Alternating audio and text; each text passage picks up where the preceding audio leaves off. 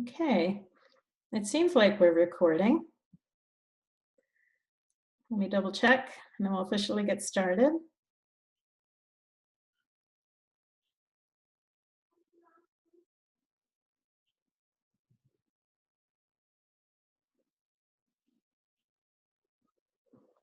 Okay, well, I see some of you out there. I'm delighted that you're here today with me. Thank you so much for taking time out of your schedules.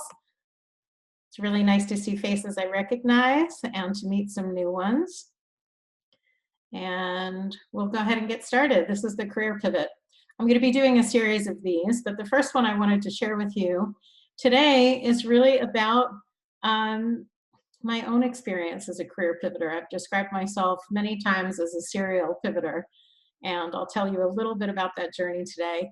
We'll also talk about what you can do to think about, get your creative juices flowing, to think about how you may consider pivoting your career.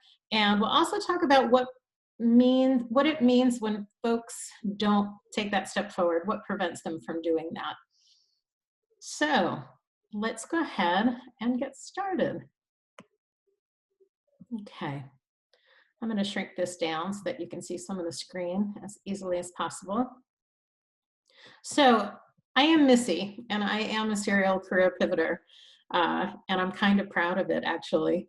I think in our culture, we're taught, at least in US culture, we're taught very much so that we should not, that we should have a career path and we should go to school and we should do what we study. But I am a firm believer that there are many, many sides to us, that we have many interests and avenues that we can consider along the way. And so what I want to do today is tell you first a little bit about who I am and what my path was to my initial career. And from there, I'll tell you a little bit about my career pivots, my hopping around, and then what motivated me to do so. So I started off going to school for a degree in business, and quickly determined that that was not something I wanted to do for a full degree. So I left New York and went to University of Arizona, where I started, changed majors to political science, having absolutely no idea what I would do with that, but that was interesting to me. That was something I could imagine reading a lot of books about and being curious about. And I got my degree from Binghamton University, which is a state university in New York. And then I went on almost immediately and got a master's degree in international education administration from the School for International Training's Graduate Institute. And I took one graduate credit in ESL, English as a Second Language. I thought that would be interesting and perhaps useful one day. And you'll see how that little moment parlayed a job for me later. From there, I got a job. You'll see on the next slide the series of jobs I've had and careers I've had. But one of the things I did when I worked at one of the colleges that I worked at is you often get to take free classes. And I started taking a human resource certificate class from Marymount College, which was one of the colleges I worked at in New York. And I never finished it. I started it, and then I saw a job posting and ended up changing jobs. But sometimes pursuing a certificate, not finishing it, can actually be really helpful for your career path. So I want you to know that it's okay to think about yourself as skilled in areas that you haven't completed, right? Completed training on. Okay, sorry, something's coming up here. Let me just make sure we're good. And I've lived abroad 3 times. My background is very much in higher education, specifically international education. So I had a lot of travel experience and living abroad experience. I've had many careers. They're very much a part of my identity. And I'm a mom. I share this picture with you. That's my husband and my son. And they are a motivation for me. I'm not just sharing the picture because I think my son is adorable. And sometimes, if you're lucky, he pops in right through that door back there, and we get a good break of the stress of this type of conversation when we're dealing with big decisions, especially during a pandemic. So he's very entertaining on the side. But I share this picture with you because my family is one of the motivators of some of my decisions about my career. And I think it's important to know that and to recognize that that there are lots of reasons that we choose to think about a career pivot. I'm also an entrepreneur, and that was very unexpected. But when I look back at my history, remember I started as a possible business major. So I think there was always an interest in that. There was always an interest in international education and travel. And these things kind of ended up on my journey weaving together. Okay, so let's go to the next slide. This is where things get interesting. So this is the path of a serial career pivoter. And I'm going to tell you some stories along the way, give you some information about why I chose these pictures, and hopefully give you some lessons to think about. So my first career was straight out of graduate school. Again, I got a master's in international education administration, and it was a very logical career path. I did what most of us are told to do in the United States, and that is to get a degree and pursue that degree and work in that field, right? That feels very traditional. So I did that. My first job, I was so lucky. After a graduate internship in Switzerland, I landed a job as an assistant director of international students and scholars at New York University, where I did advising for F and J1 students. I know many of you on here, go ahead and I'm not able to see you all, but go ahead if you have worked in the international education arena. I tend to get a lot of people from that area. Just wave your hand if that's something you've done along the way. So I see a lot of hands waving, and that feels familiar. And you can raise your hand too, using the button. But I did what I was supposed to do, right? Got the degree, got the job. I also did study abroad advising for non-NYU students, or for non-NYU programs, which was really exciting because I was able to dabble in both areas. And that was really my dream coming out of grad school, was to do both jobs. And so I did that for several years. I did the New York City thing, had the degree leading to the great job. It was a wonderful training field. At NYU. It's a massive private university. It was terrific. I had a great experience there. And then one day I saw a posting. And I actually skipped a job in here. I just realized it was the same field. So we'll keep it under career one. It was just at Marymount College. So if we inserted Marymount College there, that's where I started the certificate in human resources. Why did I do that? I was always curious about human resources. I thought it was an area that I would be interested in. I didn't want to do a whole degree in it. I wasn't interested in changing jobs and sitting behind a desk and advising about 401k or 403b programs, but I was curious about the field. So I thought, oh, well, it's free. I'll take this certificate.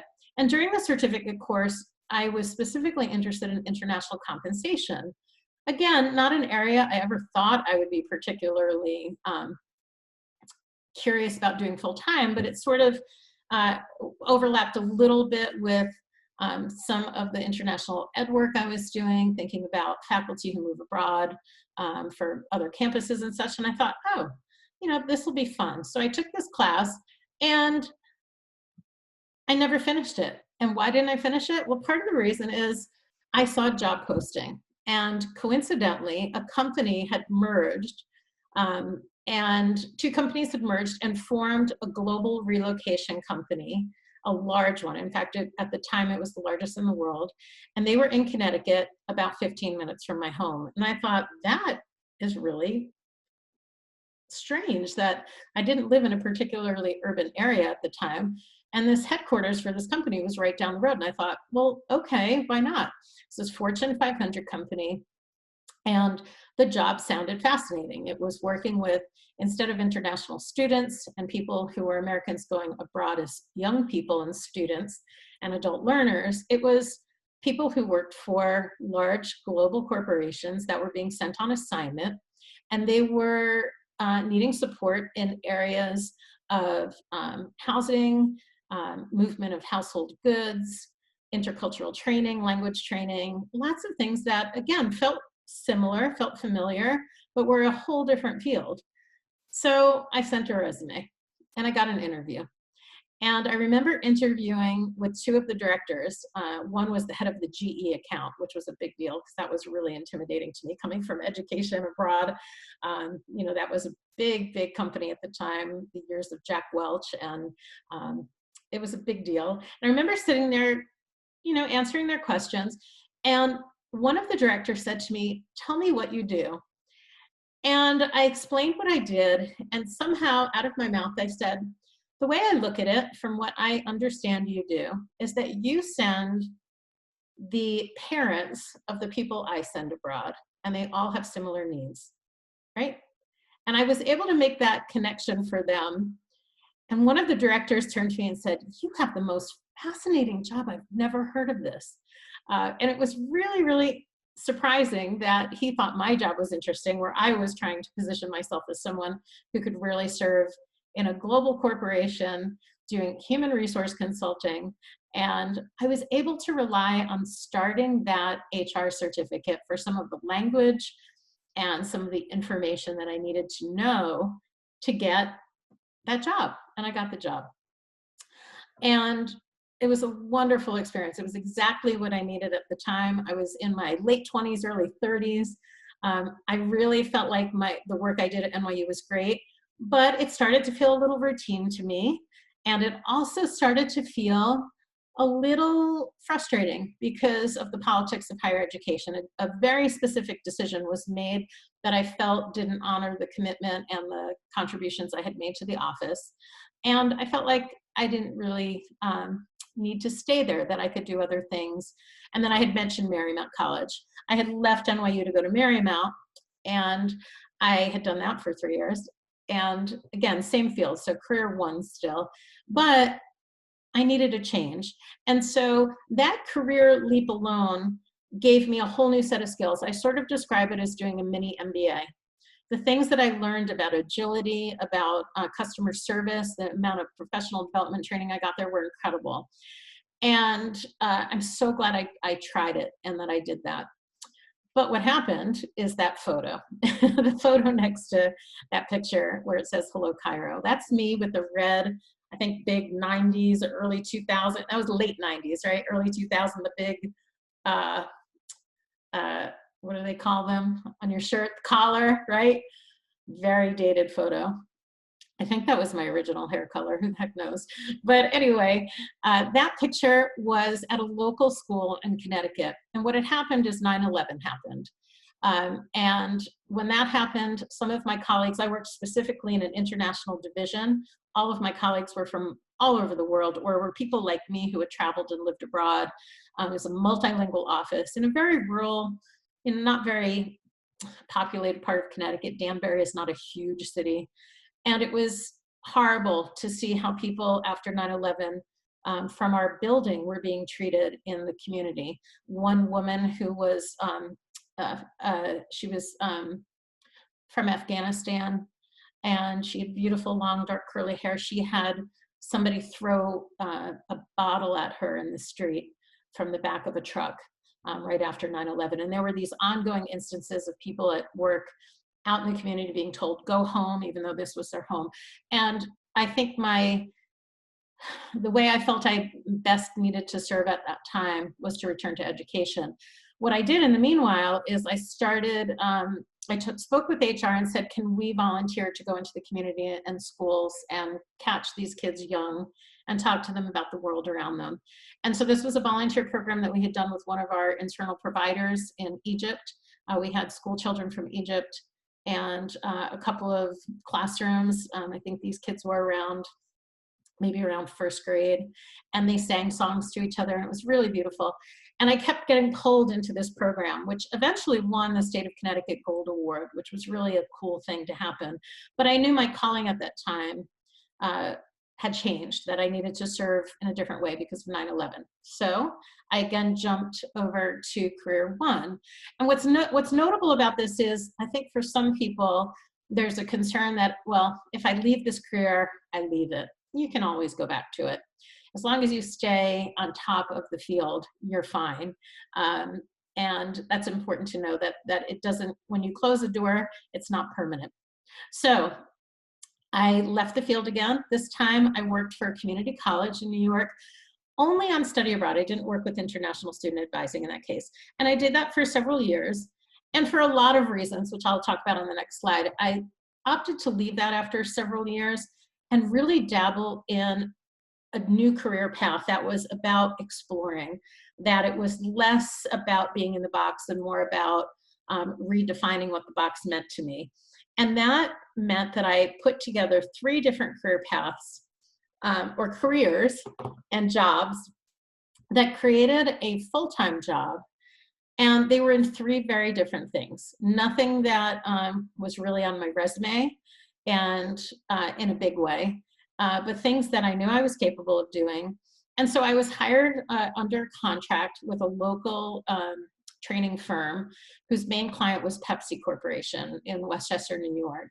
And I was a training design consultant with them. They did training for the marketing team, and they did training for the global company. They would have their annual meeting. And so it was a really big production. And I was so privileged to be part of that team and to think through different ideas about how they could train their staff in a way that felt effective and creative. And I did that for a while. While I did that, I also knew someone who worked in a very cool New York City startup. At the time, they were connecting fashion from different areas in the arts, from music, from TV, from theater and different things. And they were finding a way to link that fashion with selling similar items from the internet. And so I used to have to go out. My job, again, part-time, was to go out and go to New York City music video sets, photograph the clothing worn by the people in the videos, and I would document them in a spreadsheet and send it to the startup. And they had a team there that would look for similar or that item, and they would upload that information to the website. You know, it was very much their role. My role was collecting data. So I called myself, I'll call myself for the purposes of today, a fashion data for New York City startup. Does anyone know who that woman is? I took a picture on set. This was on set. Got to sit in a bus with her.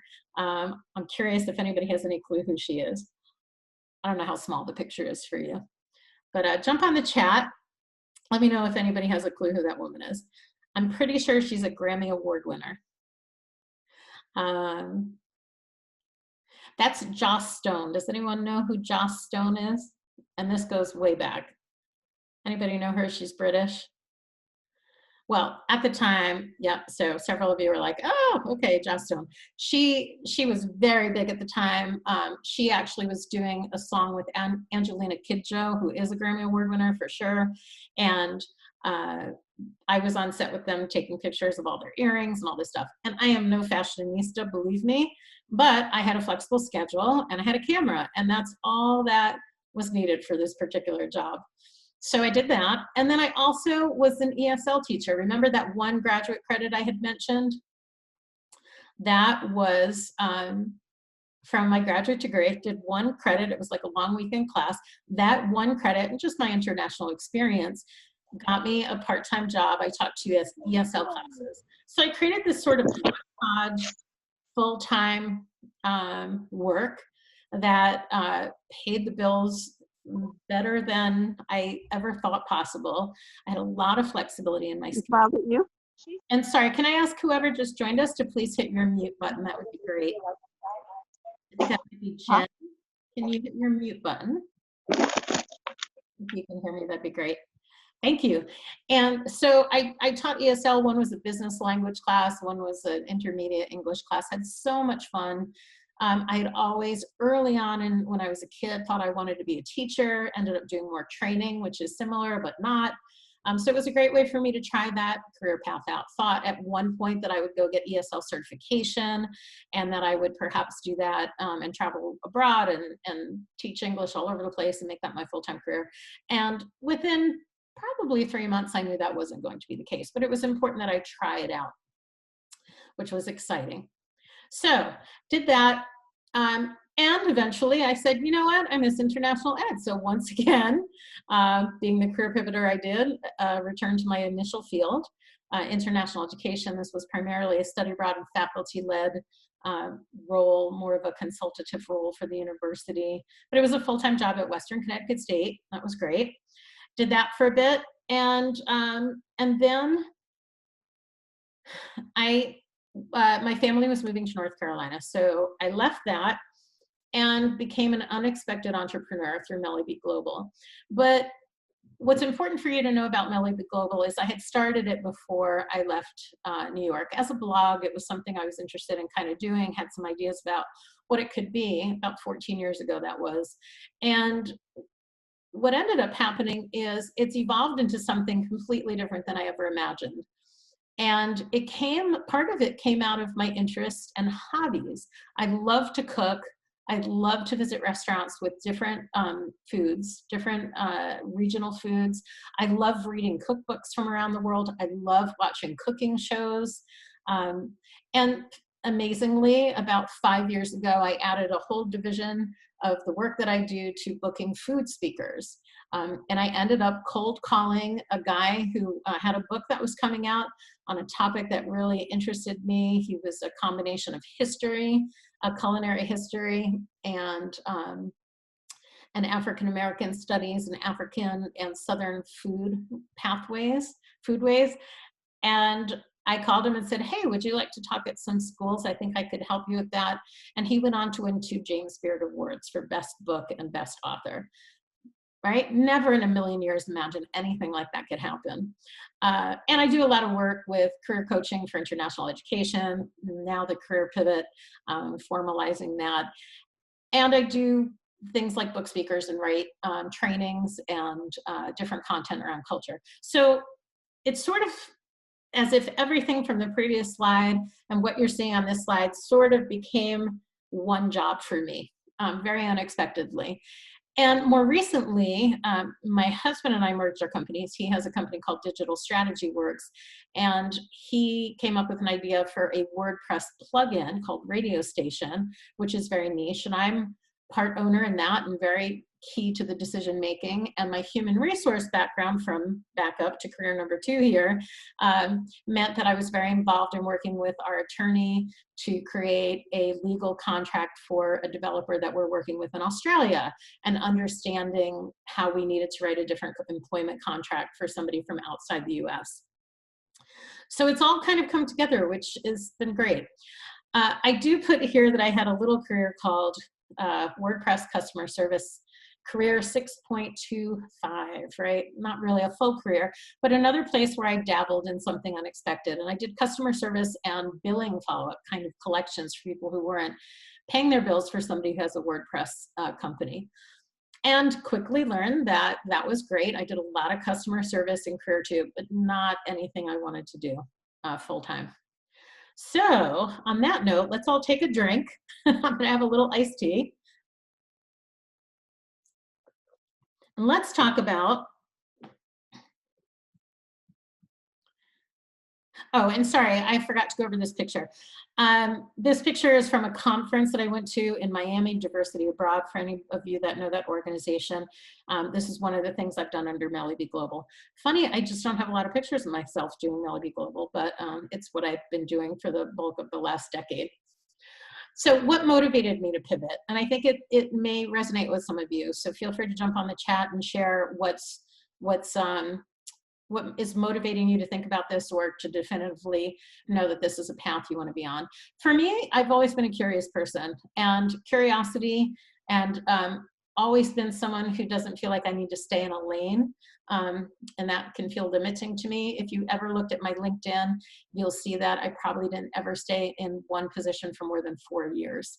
I just am a curious person and need to play and explore. And I wanted to be paid more for my value and my worth. So my first career pivot from education to the Fortune 500 company, probably by the end of the second year, I probably earned 75% more than I did with my bonus I would say, in the previous job. And so for some of you, that is important. Finances are important, and there's nothing to be ashamed of or feel that's greedy. You should be paid your worth. And there was a point in my career that I said, now it's time. This is what I need to do. There was a need for flexibility for me. And by that, I mean that I started to realize about myself that I was not a person who could perform on command, that I could not comfortably do the 8:30 to 5 thing and feel like I was creative and effective and efficient during that time. I felt like it was when I was required to show up. And there were days that from 8:30 to 5, I was a machine and I banged out great work. And there were days that from 8:30 to 5, I might have done 4 hours of work and just not been really effective to the extent I could have been, simply because I just am, wired in a way that doesn't feel like that's a good way for me to work. So there was a need for flexibility, need to exercise my brain differently. As I said, I never stayed in a job, I don't think, for more than 4 years, because a lot of it became too routine for me. It wasn't expansive enough. I wasn't learning enough. And when the learning stopped for me, it was time for me to move on. Sometimes it was frustration in my work, particularly in international education. It was a lot of bureaucracy, a lot of power, power plays, stuff that I just really was not my jam at times. Illness, one of the reasons I left the community college job is, unfortunately, there was mold in the office that I worked in. I got very, very sick from that, and I needed to leave to literally save my life. I was very ill from it. So illness can be a motivator. My son is my biggest motivator. Anybody who's a parent out there can relate to the idea that you start to make different decisions when you have a child. And my son, even before he came, long before he came, I knew that I needed to have a flexible enough schedule to be the type of parent for me, and it's not a judgment on any other parents out there, I say this with a lot of love. For me, it was important to be at every ball game, at every school play, at every activity, to be able to drop him off at school and pick him up without question. If he got sick at school, I didn't want to have him wait 2 hours until I could get there. That was hugely important to me. So he was a big motivator. Moral compass. One of the reasons I left Cardis, the Fortune 500 company, is I felt like some of the clients that we had to serve, and they weren't the clients assigned to me, thankfully, because that would have been a real challenge for me, were companies that did things, for example, a company like Lockheed Martin that make bombs and military devices. That didn't feel good to me. It's not a judgment on it. It just didn't really align with my values and beliefs at that time. And I needed to separate myself from that over time. And then finally, and I'm a huge believer in this, so please hear this, you have a gut for a reason. Your gut speaks to you. And there were times that my gut just spoke to me and said, Missy, it's time to think about moving on, and that's okay. Anytime I did not listen to my gut is where I suffered. For example, the college that I worked in, the community college, literally from day one, I walked in there and I just felt like something wasn't right, and I pushed through. And then I ended up getting very sick there. And I just should have listened to myself. I should have walked in on day one when I felt that, and really that continued for weeks and weeks and weeks. I should have just said, you know what, I'll call my old company and go back. This is not worth it. So you have to listen to your gut.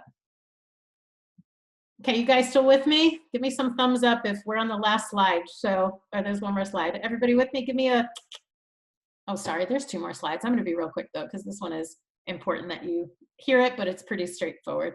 So why don't people pivot? Thank you for the thumbs up. Feel free to put your hands down.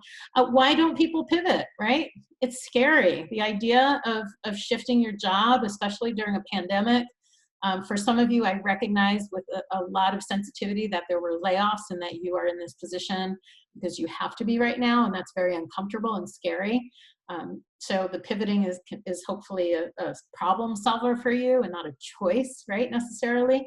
But for a lot of people who have jobs, it feels scary. Or if you're in graduate school or in school right now and you're on a path and I'm saying to you, hey, there might be another path for you, and you're thinking, but I just committed all this time to school. It can feel scary. A lot of people don't do this because of lack of confidence. They just don't feel like they're going to be able to sit in that interview like I did and build that bridge for people about transferable skills and ability to envision themselves in a position for an interview or an employer. That can feel overwhelming. And when we don't feel confident, we are never going to get out there and get the job we want. So that's a big factor for folks. And I say that because it's a factor with everybody I coach.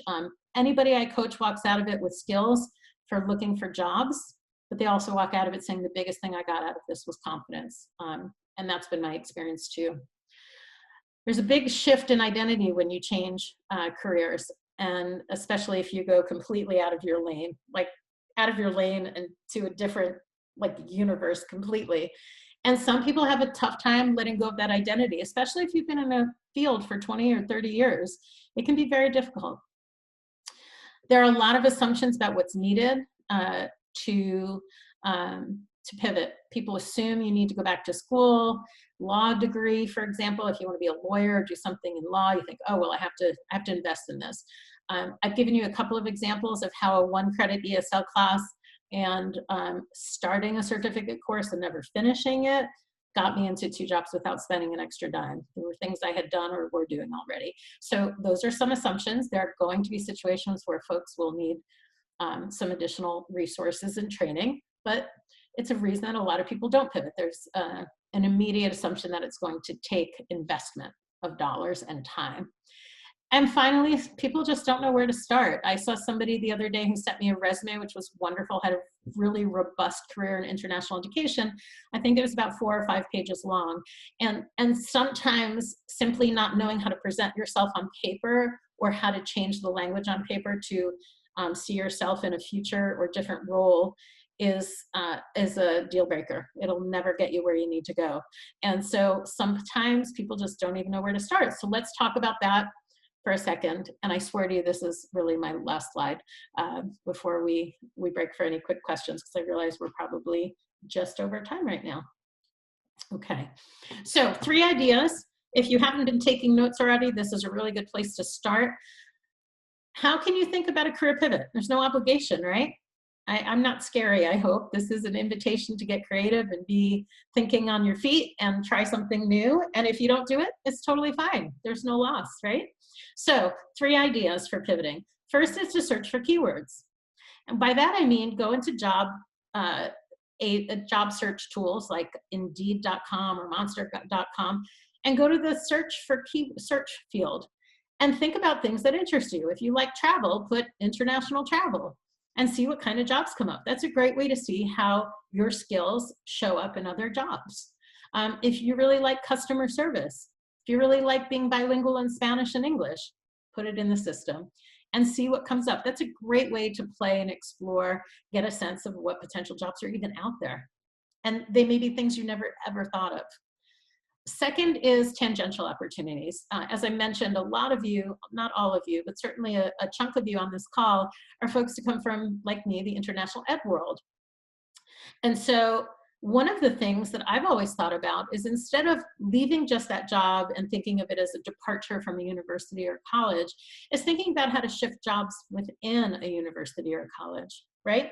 So for example, in the study abroad world, there's an increasing focus on getting a job and having transferable skills and skills that are marketable as part of an international experience. Well, I ended up partnering a lot, and in my current work, I have speakers who talk about skills from study abroad, and I ended up partnering a lot with career services. So maybe it's not that you're leaving the university world or higher ed, maybe it's that you're in a different lane within that world.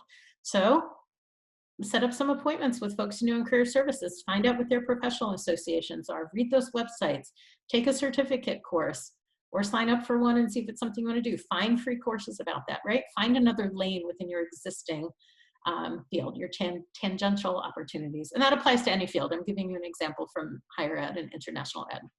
And the third is to play and explore. And by that I mean not staying in that box that our culture wants to put us in.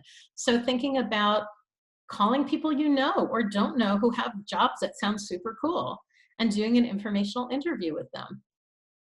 Tell me what you do every day. Tell me what you love about your job. Tell me what skills you think are most relevant and what training people need to break into this field. Make a list of things you dreamed as being as a kid, right?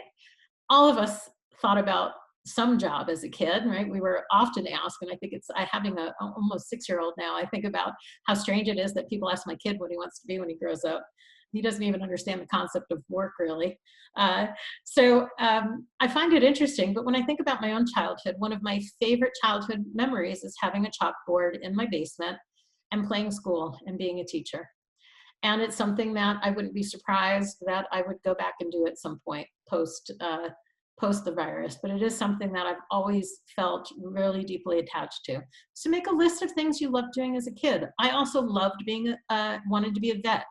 I volunteered at the Humane Society. I had tons of pets, like coerced my parents into tons of pets when I was a kid, including a goat, if you can imagine that.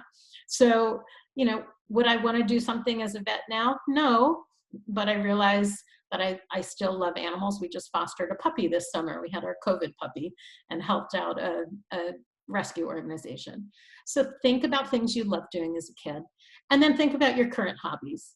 What hobbies do you love, right? I love doing puzzles. It's something I discovered about 3 years ago. And I had no idea that I loved that. But what skills come from that? The ability to focus, the ability to see different parts of a larger picture, the ability to step away and think about something and be able to come back with it with a different view. So there are lots of things that we do as hobbies that have skills and then can also ultimately result in a potential career change. Okay, I've done a lot of talking.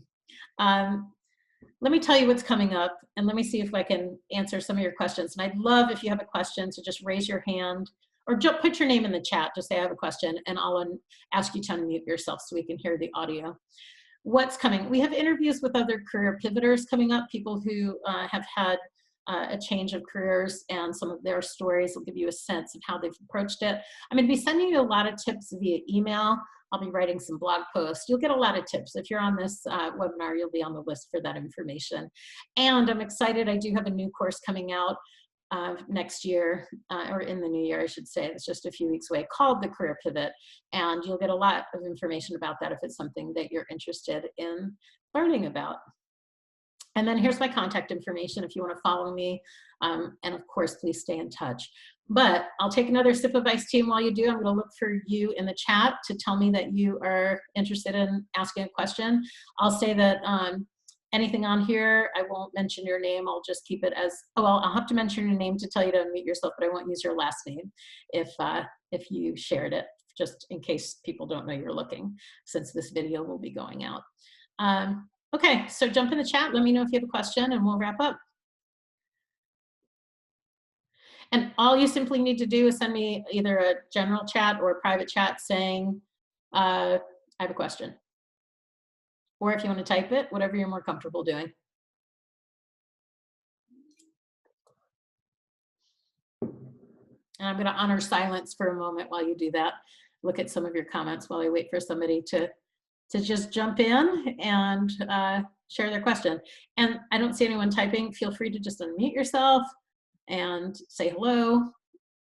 Let me know if this was helpful. Anything you need.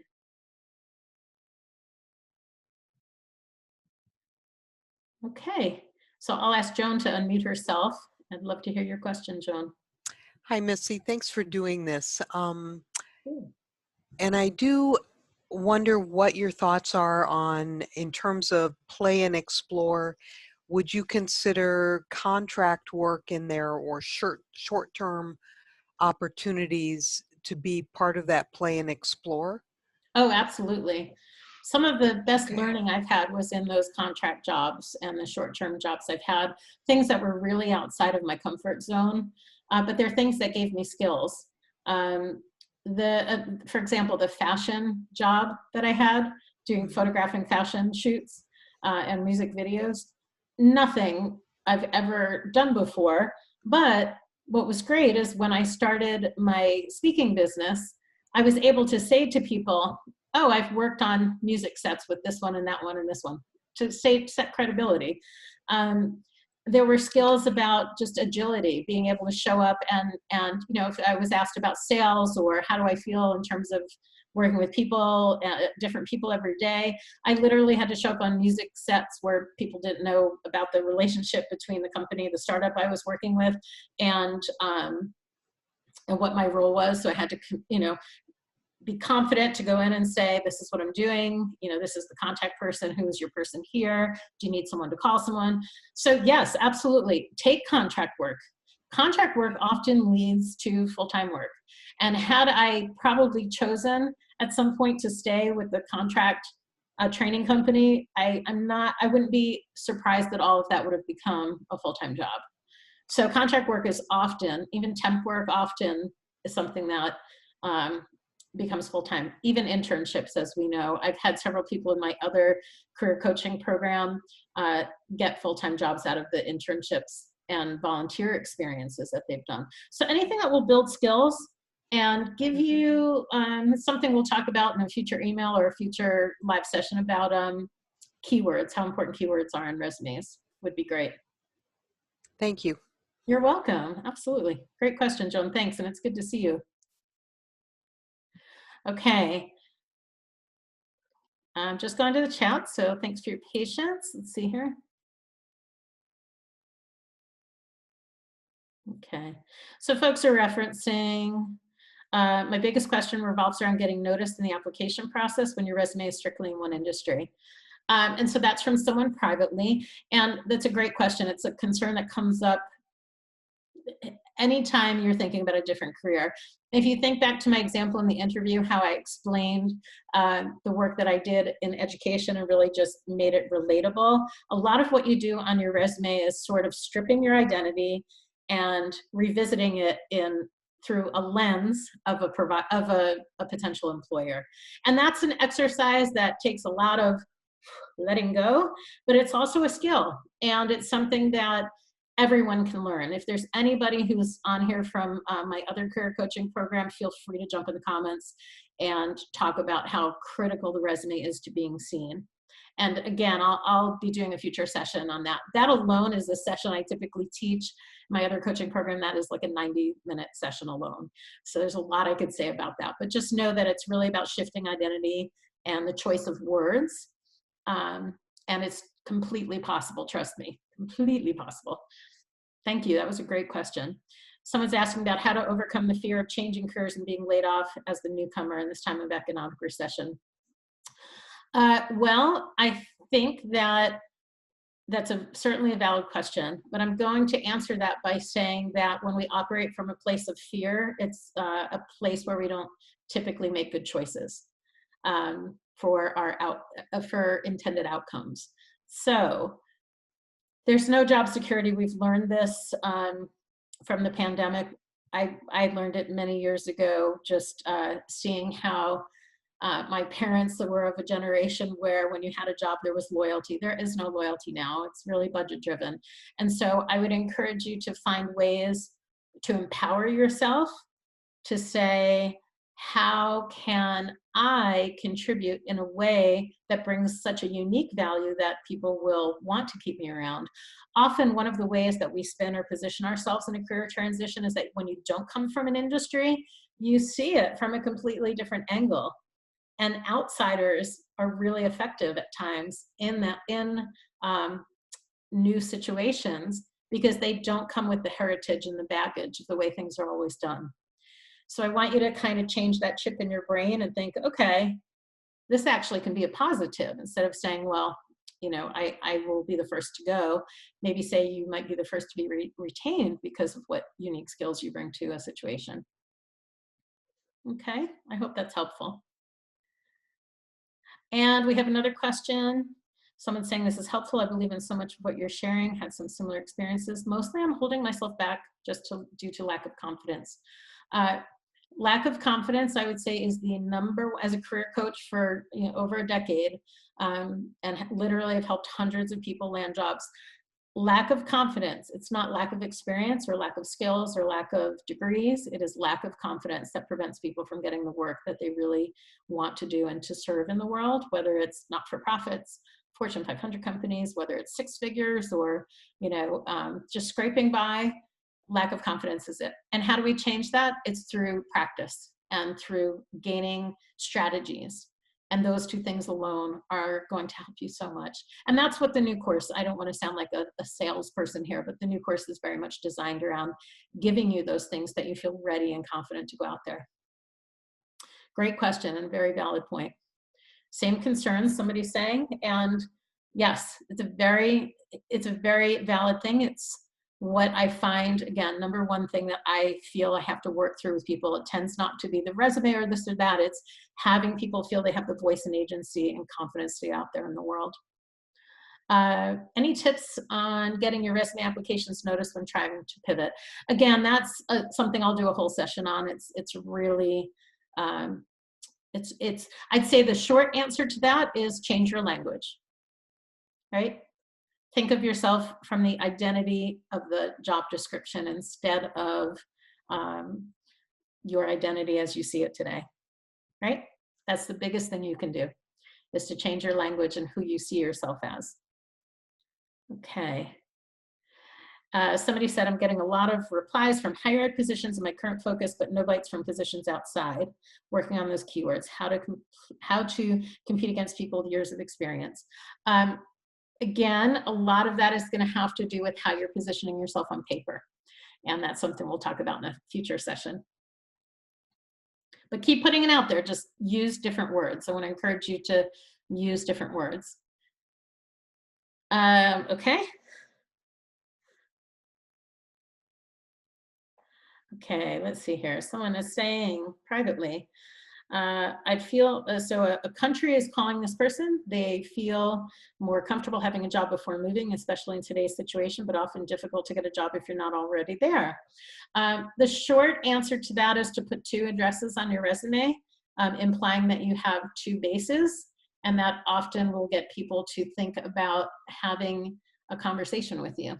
That's a little strategy that often is effective. It's one that you need to think about in terms of, I never want anybody to put anything on a resume that doesn't feel effective and ethical to you. So if that doesn't sit well with you, don't do it. And you may be thinking, oh, I don't have an address in Spain, but you probably have a friend who has an address in Spain that you can legitimately say you've stayed with or visited from time to time. And that may be all you need. Okay.